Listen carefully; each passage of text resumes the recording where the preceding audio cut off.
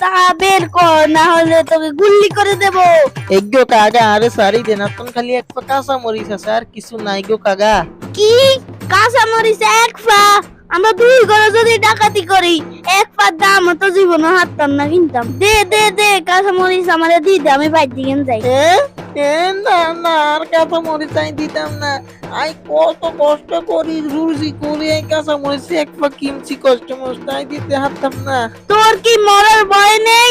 তুই আমাকে কাঁচা মরিচ দিবি না? তাড়াতাড়ি দে, না হলে তোকে গুল্লি করে দেব।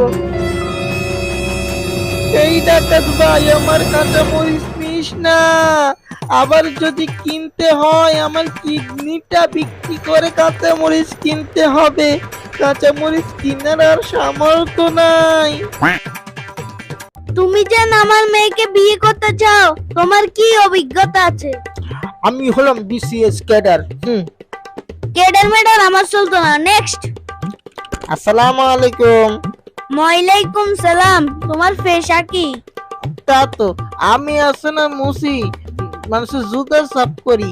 আপনার মাইয়ারে মরে দিলে মই আপনার জুতাকে পরিষ্কার কইরা দিব, বুঝছেন?